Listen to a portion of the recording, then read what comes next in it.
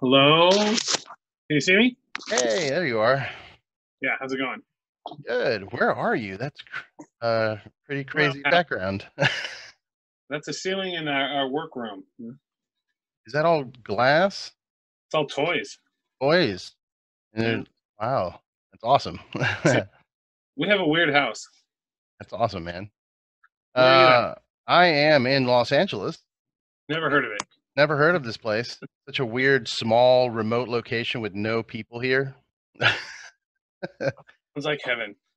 Yeah, I just moved here actually. There's still no art on the walls, or like the shelf is half empty. We just moved from Long Beach, so I'm still trying to put all our toys up. There's some toys over there, but not a whole Oh, lot. I see. I have too many. I see that. Yeah. Um, uh, uh, and your walls are white. yeah, I need to put more art. I mean, I have stacks of art and records and stuff that I need to put up. It's too much. White, and you're getting ready to paint them. Yeah, yeah. They mean, and don't buy into that horse shit about have the ceiling be white. It makes the room seem bigger. No, it doesn't. No. It just makes the ceiling look like it's not done. The Sistine Chapel looks really small, doesn't it? Because the ceiling's painted. That's true. That's true. Man, I actually have we put up a mirror on one of the walls because apparently Oh yeah, that's supposed to make everything look bigger too. that would actually work. But people thinking white, have white. Because white is it makes you feel like you're at a fucking department store, not even an interesting one. Yeah, No thanks. I want color walls. That's it. for That's sure. just me. Some people think the white frames whatever is hanging on it. No. People that think that they also think that black frames whatever is hanging on it. I prefer black. Yeah, I prefer black too. Yeah. Just this is a rental, so I can't really be painting the walls black, but I could definitely do some stuff in here because You could, but not good. you'd lose your deposit. Yeah, yeah. Man. So, what's up, everybody? I'm here with King Buzzo, Mr. Buzz Osbourne. Welcome back to the show. It's been 2 years since we last Wow. spoke. Yeah. Are we doing? Is this video? This is video. I'm recording this. Great. Yeah. So it's a video podcast. Yeah. Yeah. Great. Some of them aren't. So. How have you been? I know, it's the stereotypical thing to start everything now with like, we are living in strange times, and how are you doing with the quarantine? But I mean, you're an artist. You're always in quarantine.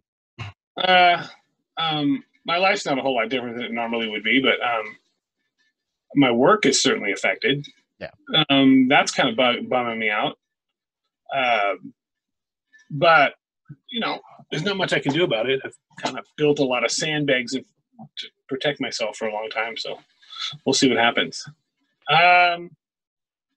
But I guess I'm getting through this as good as can be expected. Yeah. Yeah. I mean, I know there's not, there's no shows, but there's some people doing like weird drive-in shows and like just social distancing shows with like 50 people in a 5,000 person arena. Like, are you into that idea or? Yeah, sure. You rent the arena, we'll play the show. Yeah, it's such a weird thing because to rent these arenas, you got to pay, and you make that money with ticket sales. And if you're only selling 50 tickets, there's nothing. Well, it depends how much you charge for the tickets. Well, that's true. That's true. I don't know. I haven't gone to any of the drive-through shows or anything like that. It just doesn't feel right. I'm an old school punk kid. I like moshing. I like being in people's face, and can't really do that anymore. Well, the drive-in shows will be fine until somebody parks a car bomb in one of them. That's the end of that. Boom. I say we do bumper car drive-in shows. Everybody's moshing in bumper cars. Yeah, I don't know. We'll see. I don't know if it's gonna help. Nobody really knows what the end result of all this will be. I have no idea. Yeah. People think they do, but I think that the powers that be have no idea. Nobody does. No. How could you? There's no way to know that. Yeah. People don't look at history. They don't look at the future. They don't look at anything. So be it. Nothing's changed. I mean, that's not any different than it ever was. So I don't place blame on anyone or anything. This is just how it is. Live through it and get through it. It's the best you can do. Try to take care of those around you and deal with it from there. I don't have answers for society. So You don't think it's some kind of big conspiracy theory from the government, like we're trying to control population? I don't think that at all. I think it's honestly just dumb people that aren't paying attention and don't know what to do now. well, for a long time, I always thought things like global warming were going to kill me. Some kind of pandemic was going to kill me. You're going to kill me, not the planet. You're going to give me something that's going to kill me. I always thought that I was far more fearful of catching an infectious disease than I ever was of the planet heating up and then I die. That I never thought that would happen. We're not going to get off that easy. Right. I was much more worried about something like this, so it's not something I haven't spent a lot of time thinking about. But yeah, the weird thing about it is that when we do go back to doing shows, there's a lot of things that people are going to hold over, which is like, not shaking hands and not hugging. And that's okay. That stuff will take a while to get back. But one good thing about all this is that, there's really nobody has colds. Nobody has normal, I don't know anybody that has anything like that because they catch that stuff the same way. And so Right. The social distancing, the stuff that we have been doing, it does work. It has worked. But people don't think it works. I mean, it does work, and that's fine. That's fine. I mean, look, you can find somebody that thinks that a conspiracy, 9/11 was a conspiracy. It's like, okay, the Hells Angels have a saying. I think it's the Hells Angels that 3 people can keep a secret as long as 2 of those people are dead. Yeah. That seems more likely to me than some wild conspiracy. I mean, if Bill Clinton couldn't keep one girl's mouth shut, what makes me think that the government can keep anything quiet? If he Right. couldn't do that, as a president, then, but he's gonna, these people are supposed to be able to do all kinds of other things that nefarious, weird. I don't buy it. I just don't buy it. Yeah, I don't think they're that smart. No, they're not. Well, they might be that smart, but you can't keep that many people's mouths shut. It's not possible to do it. I mean, you go like some with JFK. Well, he couldn't have done that. I looked out that window. I grew up with guns. I could have done it with a handgun. No problem. Yeah. It's not that far. It's just people, they want to build up all this stuff in their heads. And instead of doing that, you can go, okay, maybe there was a conspiracy, but could he have shot Kennedy on his own? Absolutely. He absolutely could have. No doubt. Could the 9/11 conspirators, could they have done that on their own? Absolutely they could have. So you can't discount that. Yeah. Could this be an accident? Absolutely. The pandemic. Could it be? Sure. Why not? Yeah. I think the last flu thing like this, 60 million people had it? I mean, it's just, these things happen. That's how it goes. Did they officially make an announcement? I don't know. I've been kind of just detached from the news and stuff because it's just always just chaos and bad news over and over, and I just haven't really been paying attention. Did they figure out if it was a lab thing or if it was the bats or? I don't know. I mean, I just go back to what George Carlin says, which is, I don't believe anything the government tells me. That's true too. I think it's the best way. The truth's there somewhere, but who knows where. It becomes elastic, and I'm not affiliated with any of those sorts of things. I don't have a dog in that race to really want to gin it all up one way or another. I don't have that. I agree with, I'm a gun rights, pro-drug guy, pro-abortion, pro-death penalty. Which party would that be, Yeah, right. And that party doesn't exist. I kind of subscribe to that as well. I'm somewhere in the middle. I like both. Leaning to one side or the other is always going to cause a shift in the balance.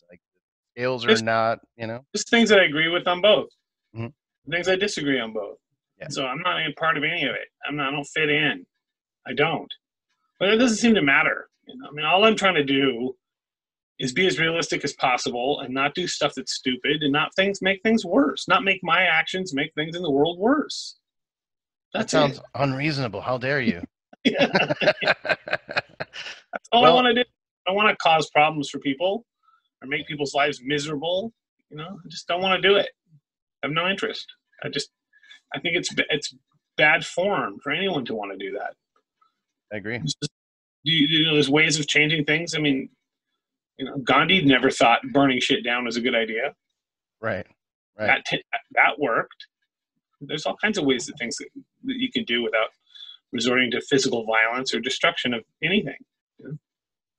Yeah, and it's just it's unfortunate. Like that's a society we live in now. It's everything is, and I'm not just referring to the destruction of property, like all the rioting and everything that happened, but just also even online or just people talking to each other. It's all, how can we tear somebody down? It's that troll like behavior that's on the internet. That how do we like here? Let's here's some new music, and then immediately there's somebody there to trash it or call it garbage, or. Oh well, you can please some people, but you can't please everybody. That's for sure. We learned that a long time ago. We do limited edition records, and people bitch about the price, and it's like, okay, look, I could include $100 bill with each $50 record, and people would still bitch. Yeah, that's true. Fuckers, they did this, or something's wrong. The corner of my record was bent. Blah blah blah. Yeah, but I gave you $100. I give you twice as much as you paid me for it. Yeah, but still, Still, man. I wanted a USB drive. This is fucked. This is fucked up. So what you learn to do is not pay any attention to it, and pay more attention to the people that are appreciating what you're doing, because you can't win. You just can't win. And I'm not trying to win. I mean, if you don't like it, fine. I'm sure there's plenty of stuff out there that you can go, and bands that you can dig that do everything that you love, whatever it may be. Could you never do anything? Their behavior is exactly what you would like. I'm sure there's plenty of people out there that are willing to make you happy in whatever way you want to be made happy.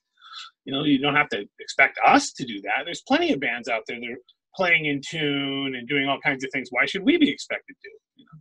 Yeah. Yeah, I've had this. Go ahead.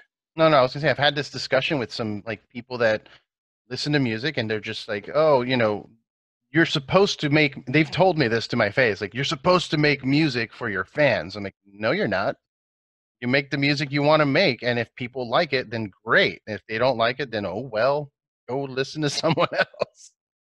Yeah, I've never. We've made a lot of music that I never thought was that challenging, but other people thought it was challenging to them, and I always thought that the music I was making was music that I would appreciate as a fan. If I was a fan of another band, that's what I would like to see them do, would be behave in this way. And not necessarily the song themselves, but how they behave, their attitudes, what they're doing. And that's it. And once we got to the point where that was working and my instincts were proven correct, that would work, I never really varied from that, and just thought that trying now to decide what it is people would like is just not something that I'm capable of doing. Even if I want to do it, it's like, I'm going to write a record that I think everyone will like. I couldn't do it. I might be able to write a song that I think some certain element of people that like our band might like. But even then, I'm like, I'm not sure what to think or what to make of that. Like how would I go about doing that? And so I just never worried over that. I never struggled over it. I just thought we were going to do what we do in a way that makes us happy, as far as like what we would appreciate if we were fans of the band, and that's it. And like, and people go, well, you're trying to then write for your fans. No, if I was a fan of the band, what would I appreciate? Well, we like all kinds of things, like the Fugs and Throbbing Gristle and Thin Lizzy, and we would appreciate all those things, and we would appreciate a giant conglomeration of all of that. And really, there's nothing that we can't do. There's no genre that we can't get into. And I feel like the most blessed person in the world, the most blessed musician, to be able to play with the guys that I play with. I think that they're extraordinary musicians, and I've always surrounded myself with, I think, the most talented people on the face of the planet, which makes me look better and my job easier as a songwriter. These guys will not let me down. They're tremendous players, and I will only be made better in my association with them, through my association with them. And I feel like that's just been a blessing for me. Not unlike the way Pete Townsend wrote songs and had John Entwistle and Keith Moon to play them. I mean, that's just a dream come true. I mean, there's just nothing better than that. And so, with that in mind, I've always thought those guys would be able to pull it off. Doing this new record, I had Trevor Dunn playing it. I knew he would be able to pull it off. It's just, I think that, not worrying about what people are going to like and worry about what you like and make sure you're giving out a quality thing, regardless of if they don't like it. It's not because it's not done well. Yeah. It's not because it's not played well. It's not because it's not well thought out. It's not because it's not executed. They don't like it. It's not because of something they're hearing. Right. It's a matter of opinion. Right. Yes, it's something else, because it's, to me, I have provided them with stuff that is top notch. You know, as far as like the musicianship and their abilities and all those kinds of things. The rest of it, I can't. It's out of my hands. You know. Yeah. No, and the production on this new solo record is great, man. I was listening to it just right before you called, and it's you know, there's lots of like interesting little sounds, and like near the end of the songs, there's like little transitionary, you know, noises, and there's a lot of you know, upright bass I can hear, and strings, and you know, violins, cellos, all that, and you know, it's mostly acoustic, right? The whole I didn't get to the end, but the whole thing's acoustic. Yes, and it's all just stand-up bass. Him playing all those parts, it's just stand-up bass. There's no other strings.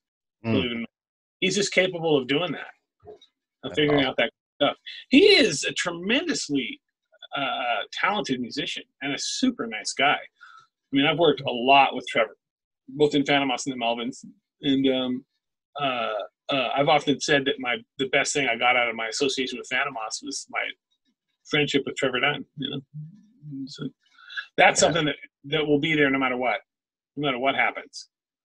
That's Trevor's awesome, been this year, and I did my part to help him out, whatever it may be. He lost his dad this year. That was hard. Wow. Condolences to Trevor. That's crazy. Yeah, and a lot of other weird stuff. But I just love that guy to death, as I do the guys I play with. Every part of every time we've had a different lineup of the band or whatever it is, I never stopped playing with people or didn't play with them because of the way they played, except for our very first bass player. That was the only one. Okay. The rest of them was all some other issue. Had little or nothing to do with music and musical ability. Weirdly enough, you'd think it would, but that was never the case. We were always fans of that stuff before we ever asked them to play with us. So that was easy. That part was easy. It's almost a dream come true to play with people that admired for a long time, or you know, well, it's definitely a dream come true, man. I mean, you know, you think of Trevor Dunn. I mean, if anybody's listening and doesn't know who Trevor is, you know, from Mr. Bungle and legendary, you know, legendary musician. Yeah. So to me, yeah, absolutely. You know, there's nobody better as far as I'm concerned. You know, Stephen McDonald, the guy we play with in the Melvins, is equally as talented as Trevor. It's a completely different kind of thing. Stephen might be the best bass player I've ever played with, and Trevor is the most rounded as far as like everything he's capable of doing. You know. Yeah. But both those guys are absolute monster players, and you can't go. I don't understand why they're not in huge bands. It doesn't make any sense to me. Well, that's the case with a lot of super talented people for some reason. Like, I guess they get, you know, when you're that talented, you're kind of trying to reach outside of the box to find something that excites you. That's not, you know, standing. And like the big, huge bands that are out are pretty cookie cutter, you know, in terms of their format, because that's what makes money. That's what's on the radio, and that's all the, you know, the nonsense. But when you start experimenting and getting, you know, jazzy and weird, it doesn't. A lot of people don't usually flock to it. It's mostly just music nerds like me or you, and you know, people who appreciate that genre, I guess. Yeah, I guess. I don't know. I don't know. I have no idea. I know once in a while my tastes agree with the general public, and I think that's fine. I mean, I would love to be able to turn on modern rock radio and love everything on there. Yeah, that would be a good idea. It doesn't happen. I wish it did. I mean, I want that to be the case. I want to be able to buy, you know, 10 new records a month of all shit that I love. I don't care when it came out. I want to discover 10 new things a month, even if it's old. You know, it's fine with me, or brand new. I want, you know, a 17-year-old kid to knock my socks off. You know, that'd be great. I'd be all over it. I don't feel like my musical taste, even when I was a kid, I didn't look at it like, well, these people are my age. You know, it's like, I would never listen to Jimi Hendrix when I was 12 years old. You know. Is there anybody new that you've heard recently that you're like impressed by that would fall in that realm of like popular music? Not anybody not really. It's few and far between. No, not really. I think like Nothing. the most like poppy, like pop radio thing that I've gotten into at all through the last couple of years was like Billie Eilish, and I know that she's very polarizing because some of her songs are very nonsensical, like not good, I would say, to her face. But then some of them I thought were kind of jazzy and loungy, and it had some talent in it. But some people call her trash. Some people think that she's the best thing in the world. Of all of the things I have heard on the radio or while out shopping or something, that's the only thing where I was like, oh, all right, not bad. I like it. Because usually I'll Yeah, stick to more experimental stuff like what you put out, or you know, the Ocean, or other heavy metal bands that yeah. aren't on the radio. Well, I listen to the radio a lot when I'm in the car, and I have my radio tuned to a bunch of different stations in LA. And then what I love now is that it shows you what the song is. Yeah. I love that. It's like, oh, I didn't know that's what that was. Oh, that's great. Whatever. I think that's kind of cool. I'll scan between all those and talk radio the whole time I'm driving if I'm not talking to somebody on the phone. So for this second record, I mean, it was supposed to come out, was it May? Yeah, May. And then it got delayed, obviously for obvious reasons, the virus and everything being a problem. Yeah. And now it's coming out August 14th. Yeah, with no tour. No tour to support it at all. I mean, are you planning any kind of, what do they call those things? Quarantine performances or whatever, in like a sound studio or anything like that? No, I'm not planning anything like that. Doesn't mean it's not going to happen. I mean, we kind of thought about it. Kind of, I don't know. I don't want it to look like it's recorded in somebody's bedroom, and I also don't have the funds to rent out some massive place. It looks really cool, or anywhere really like that. I mean, we have a studio. I suppose I could do something like that there. I don't know how good it would be. I mean, it would sound good, but then I just don't know. I don't know. And I don't want to get too personal, but like you mentioned funds. Financially, since you were always on the road. Like there was never a time where I look at your schedule where it's like, oh, he's just chilling. No, you were always either doing Melvins or solo or something. Yeah. So how are you supplementing for your finances now since you're not able to hit the road? Well, we're selling a few records. The way we always did. I mean, I'm losing a lot of money as a result of that, as far as but compared to who? Compared to what? I mean, a little can go a long way in my world. But I'm also not. I'm not completely unprepared for this sort of thing. I've never been a paycheck to paycheck guy. I've always thought something was going to happen since I was a kid, and I've always prepared for disaster, one form or another. Always. I've never not had that mentality. Even when I was working at a pizza place in the 80s, I always still thought something's going to happen. I need to have some money. I need to save a little bit here and there. It's all just, a little bit here, a little bit there. So I'm not, I've done a lot of things like that to make it to where it's not a massive problem. But my wife works as well, so we're kind of a team. Have been for 27 years. So nice. Yeah. So that's kind of been how it's been through our entire marriage. We don't have kids or anything, so it's like I'm working or she's working one way or another, and it all goes in the same pot.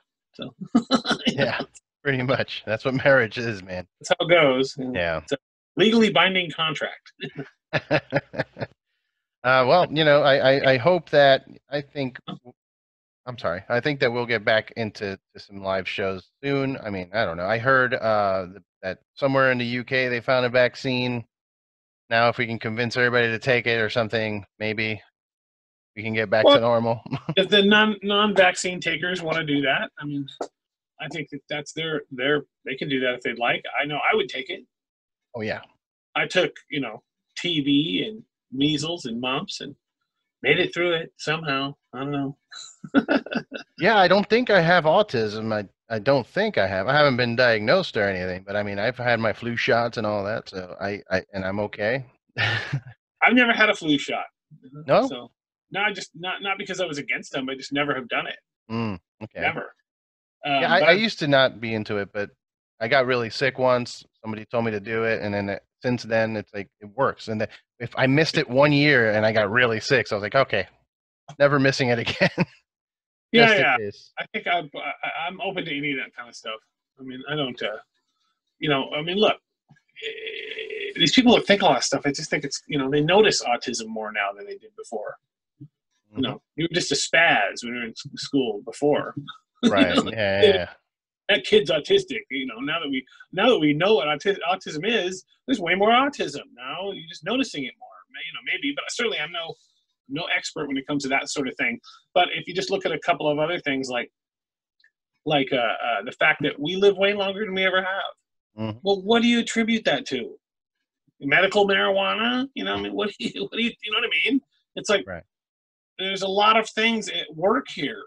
Lots of people don't die of lots of diseases are immunized for. Lots of them don't. Lots of people don't die from starvation. Lots of people don't die from, so, it's a long list of things I think that are working in conjunction with each other that make it to where we have a much better chance of surviving now than we ever have before in the history of the planet. Yeah. That accounts for something. Does that mean it's perfect? No.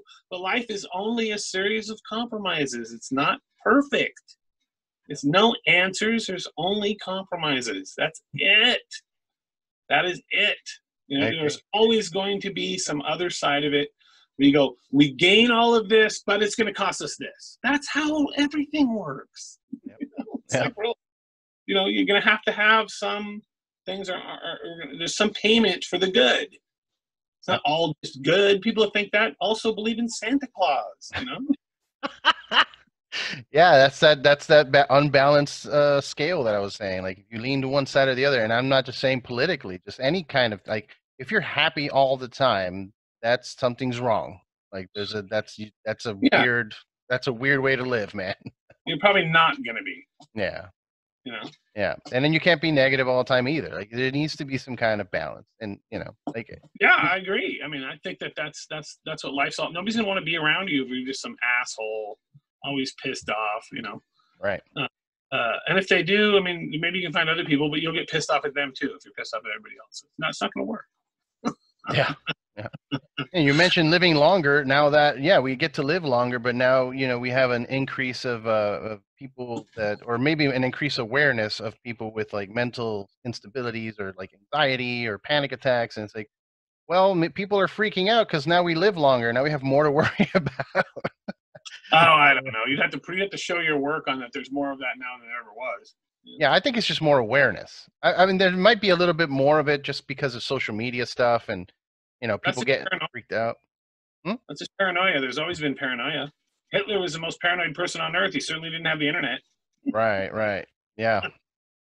Well, and I also maybe like the fact that there's legal weed now everywhere, everybody's a little more paranoid. Like I've always been paranoid because I was smoking since I was like 18, but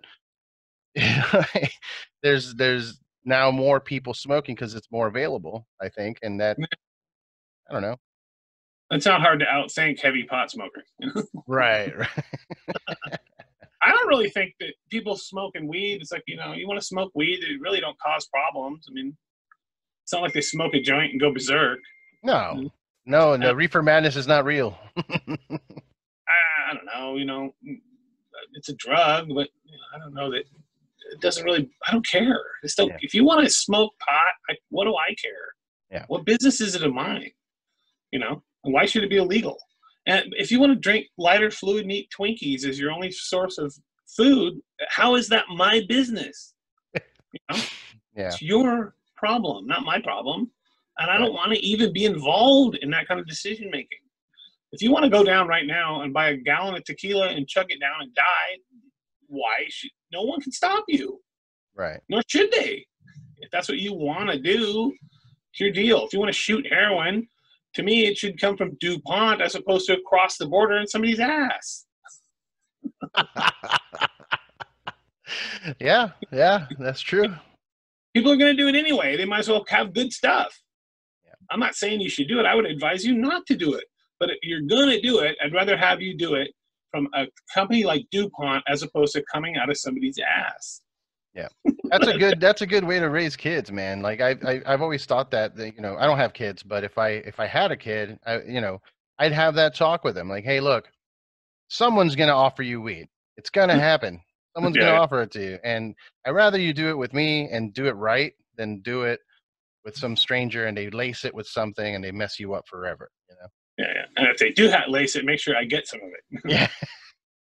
They lace it with psychedelics, bring it on home. Bring it home. Um, And just psychedelics, all they do is make everything relevant. yeah. They don't open your mind to anything. Everything in the world becomes relevant now. That's it. So you don't have to worry about it because drugs can't give you any new information. Yeah. They can't. They can't do it. It's not possible. The stuff that you realize when you're on drugs is all stuff that was already there. Yeah. You're just now paying attention to it. That's it. So everything's relevant. That's it. Yep. That's fine with me. I mean, I don't care. I don't take drugs or drink, but I would never stand in the way of someone else doing it. As long as it's not doing something to bother me, I really don't care at all.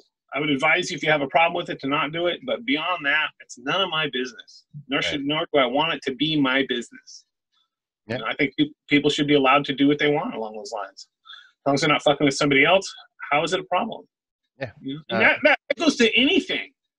You know, what you're doing, as long as you're not fucking with somebody else, I don't really care what you do. It's none of my business. You should be allowed to do it. That's why we live here. You know? Yeah, I was told that this was a free country, right? Yeah, that's the thing. And they're going to nail you with all kinds of, user fees for everything. You want to do that, it's going to cost this. You want to do that, it's going to cost this. If you want that kind of thing, it's going to cost this. Yeah. It's just, taxes to some degree are a necessity, but by and large, it's a tax on your life. That's what it really is. And the amount of time it took you to earn that is part of is your life, and they want to take that away from you. That to me, it should always be looked at from that perspective. Like, you're taking away someone's part of their life. It doesn't matter if they have more than you. It still took them some aspect of their life to get it. It doesn't belong to you. Yes, it's something that we have to do, but we shouldn't look at it like it's just a guaranteed and you just have to do. No, it should be looked at. No, this is a precious thing that we're taking away from people. Precious, and it shouldn't just be viewed like it's no big deal, because eventually it's going to be you that's going to have that happening to you, and nobody likes that happening to them. They always think it's okay as long as it's happening to someone else and not them. Yeah, selfish thinking. Yeah, for sure. Not okay. It doesn't matter. I mean, I heard a really good thing I heard is like, if you worked all day and you got 2 ping pong balls, would it be okay for me to take one of them? No. If you worked all day and you got 1 million ping pong balls, is it okay for me to take half of them? No. It's the same thing. It's not okay to take a single one, even if you made 1 million. Just, I'll ask, and then maybe you'll get somebody will offer it to you. Maybe, but it's not okay to just take it. If it's not okay to take one, it's not okay to take 500,000. Yeah, like we should have a choice to pay taxes of like, hey, I'm going to give you some of my money to use for education or health or whatever. But it's my choice that it's like a donation. Like here, okay, here, take some of my money for that. But to force it on someone, it's kind of ridiculous. Well, I mean, I don't know. I think there's some amount of taxation needs to happen one way or another, regardless. What it can be, or maybe it should be a mandatory sales tax or something like that. I don't know, but it should be viewed more like you're taking part of their life away from them. Granted, you should have to do it, but it's like it should just be viewed as a different. When we view it like it's no big deal, these people have too much, we should just be able to take it. That's the key for them to be able to steal it from everybody, because it shouldn't just be. It should be just no big deal. Yeah, and we get used to it too. Like the whole no big deal thing. I prepare myself mentally whenever I'm told like, hey, you're getting a refund, or hey, you're getting this money. I already in my head I'm like, I'm not getting that money. I'm getting like that much of that money because somebody's taking a chunk of it. Well, it's usually a numbers trick somehow.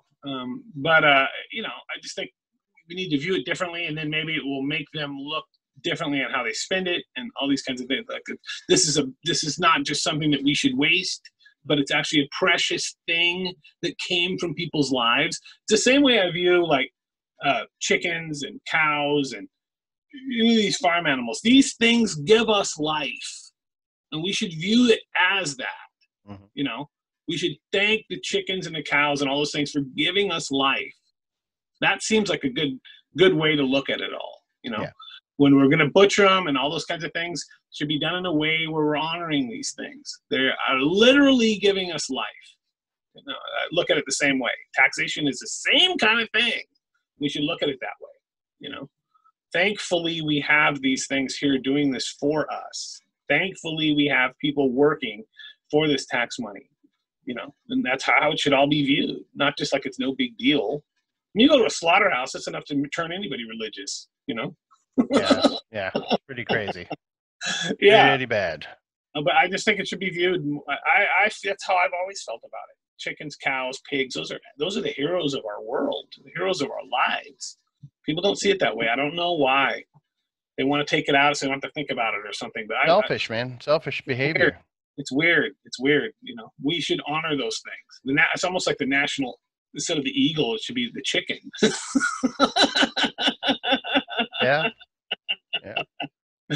You know, that's giving a lot more people life than the eagle has, you know. For sure. A nice big like bowl of you know, chicken tenders. Chicken soup. It's all this stuff, very important stuff I think, you know. It's your attitude, how you're looking at it, how you do it, how you think about it all should not just be no big deal. It should be a big deal. Right. Yeah. These are heroes. These things are heroes, you know. Yeah. You need to get the phone? Oh, maybe I should. Hold on. 306. There, I'm done. There we go. I thought my wife would pick it up. Apparently, she's not going to do it. So. Oh. We're one of the few people that actually have a landline. You know? Yeah. Well, yeah, I don't have a landline anymore. I haven't had a landline in 10, 15 years. I don't remember how long it's been. They're cheap as shit. Yeah. I'm never home. I mean, I'm home now, obviously, forced. But when we were, you know, in the olden days, we can go out, I was always out. I was at a show, I was working, or, you know. But I see the value in it now that we're all home, you know. Yeah, we've always had one. Our cell phone service isn't tremendous where we live, so. Okay.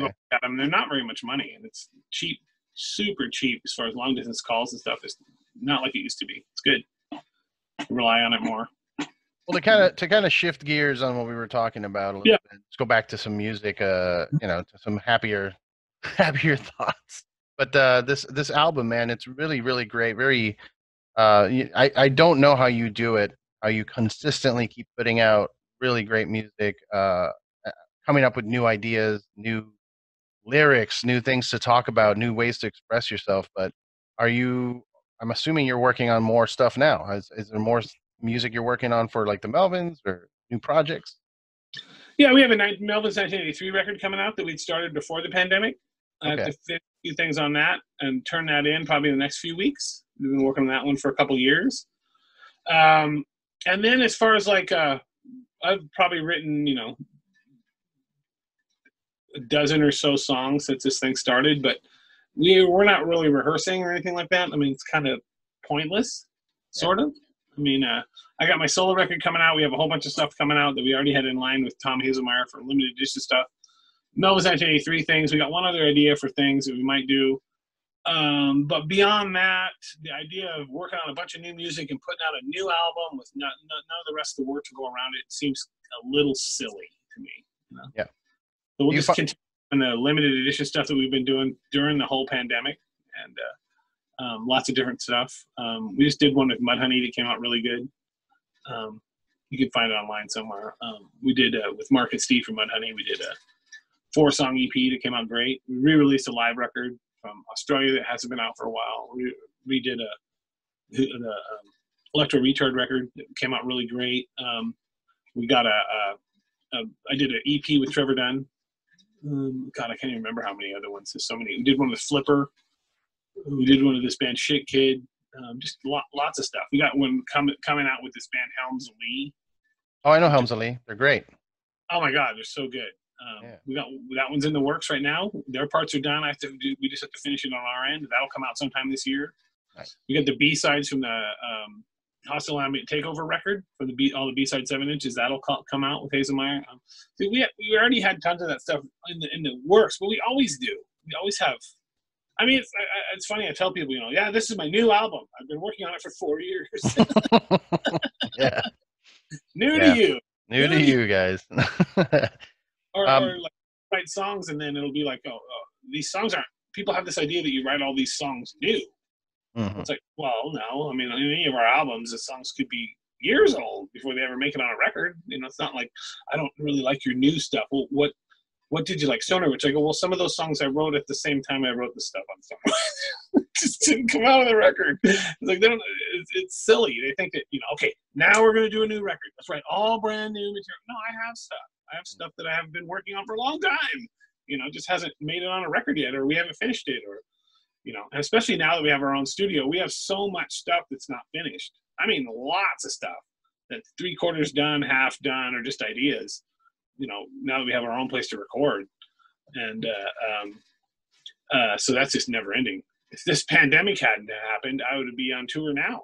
Yeah, I'd be on. We had a U.S., European, probably Australia and New Zealand, probably South America, and maybe even South Africa. It was all in the works. I would have been working from May until November, almost completely solidly through the whole thing, which is normal, Yeah. And then we'd have had the Melvins 1983 record would have been already done and turned in March.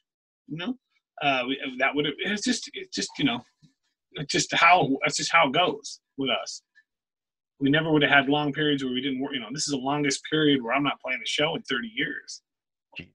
Yeah, that was my biggest concern with this whole thing. Like, obviously getting sick and people dying is a problem, but my main concern has become, I hope this doesn't kill off the arts, because I've talked to a few people where it's just they're not inspired right now to write anything. There's no point, like you said. Not really. Yeah. And it's kind of, I really hope we can at least find a way to keep the arts alive through this, because that's going to be a bigger problem to deal with down the road. Like, if this keeps going for another year, I mean, what's going to happen with music? What's going to happen with art? Paint, like, I'm sure there's more painting and physical art happening. People are stuck at home; they have more time. But the musicians, like, or even comedians, like, what are we going to do? I don't know. And everything. Huh? Reinvent everything. Okay. And then the other thing is, if they come up with a vaccine, there's no guarantee that some other thing like this isn't going to come along. Or like in a volcano, the Yellowstone blows up, and then what? Earthquakes. Yeah, there's always some kind of impending doom. Something's going to happen. I can't guarantee what, but the one thing I can guarantee is that something is going to happen. Yeah. And not all of it's going to be good. A lot of it's going to kill a lot of people. Yeah. Lots of stuff will. It's terrible. It's just how it goes. I mean, I view what I've done, the most important relationship that I've ever had is the relationship I've had with my wife for the last 27 years. That's the thing I'm the most proud of. I was able to put that kind of thing together for almost 30 years with the same person, and which is a rarity. And super happy about that. And we work together all the time. And I look at all those kinds of things about the people that I get to play with and the music that I get to make and what I get to do and what my life consists of. And when I lay down at night, I don't have warrants out for my arrest, and I don't owe money to the IRS. And, life is okay. It's okay. I have a good perspective on all those kinds of things, and I think I try to look at what is important and what isn't important to try to differentiate between those and decide what I can and can't do, which I think is important. What can I do on a daily basis to not make everybody around me's life miserable? What can I do as a human being to not make the world a worse place? Right. What is that? And as an artist or artisan, my job is to give people something they're not getting in their normal life. When you go and see us or listen to our music, I'm trying to make stuff that you're not going to just find anywhere. I'm not interchangeable. I want to be something different. I really want to be. I really want to be something that's viewed that way. So when someone is going through their life and now they're done with their day or whatever it is, or driving to work, something that's going to help them out and make them feel better, just like painting and music and all those kinds of things do that. Sculpture and reading and writing and all this, that's what artists do. That's what their job is, communicating some kind of human feeling through whatever it is they're doing. That's it. It's communication, and that is it. It doesn't mean it has to have a political message or anything like that. It just has to communicate something to you, and nothing has moved me more along those lines in music. Nothing. I don't care what I looked at, what painting I looked at, nothing has hit me the same as music has. I was playing golf one time with this guy, got teamed up with this guy at a muni course, and he happened to be an Indy car driver from the 70s. Oh, wow. Right? And he told me, we'll get to talking as we're playing, he said the only thing that gave him the same feeling of driving a car, Indy car, was music. He goes, that gives me the same rush that I got driving a car like that. And I knew what he meant. I knew exactly what he meant. And that's how powerful music is. I mean, it's not overly important in people's lives. There's people starving to death. Obviously, music is not important. But in the aspect that we have a lot of things that are taken care of, and then you want to enjoy the next level of your life, nothing's going to do that bigger for you than music. Nothing, to me, And so I take it that seriously. And I always have. It's always meant that much to me. It was a lifesaver, I'm with you, man. Music, there's no feeling like it. Not just listening, but if you're fortunate enough to be able to perform any kind of music, there is no feeling like being on a stage and performing and getting the reaction from the people that are hearing it. And there's nothing. There's no drug. Like, you can't just go, to do heroin or whatever and have that same feeling. Like, there's nothing. And I can't relate to any human being. Like, I've met a couple in my life, and thankfully not in communication with them, but people that come up to you like, oh yeah, I don't listen to music. Like, what? How do you exist? They're lying because they watch TV. It's filled with music. Yeah. They go to the movies. There's music. They watch a commercial on TV. They listen to the radio. Even if it's talk radio, there's music. Music is surrounding them every single minute. They're humming tunes in their head. They're lying. They're not in tune with what obvious reality is. They sing happy birthday. They do all kinds of things that are all music all the time, every single fucking day. You can't get around it. Try to go a day without hearing any music in your head or being not surrounded by music at all of any kind. It's impossible. Totally impossible. Drive you nuts. It'll drive you nuts if you try. Like, if you put yourself in an isolation chamber or something, you'd go crazy. You'd still be sitting there, in your head going, yeah. It's not going to fucking happen. There's no way to do it unless you're asleep. And even then, your dreams can include music. Yeah. I've written some great songs in my dreams. I just never remember them when I wake up. Thankfully. There's lots of stuff I want to remember. Yeah, man. I'm done. It's like people have asked me about my hearing. How's your hearing? I don't know. Probably not as good as it was. I go, but there's going to come a time where I only want to listen to the inner voices. That's true. Yeah, man. Well, hey, I really appreciate your time. Like you said, you all you want to do is do something artistic with your music and positive, and you've definitely done that. You're one of the most prolific and unique musicians I've ever encountered, and thank you. I'm honored that I'm able. This is the second time we've talked, and we've had a conversation. So it's an honor, really, man. You're a legend, and you've inspired so many musicians that don't give you enough credit, and they should. Life's not perfect. Yeah. I probably got more than I deserved. So.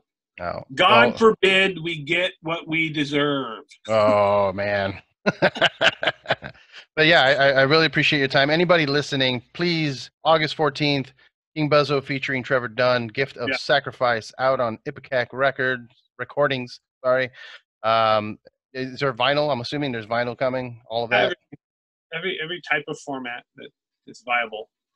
It's really great and really nice acoustic. Like I said, I hear strings, I hear upright bass, and just listen to it. It's amazing. And yeah, dude, thank you very much for your time.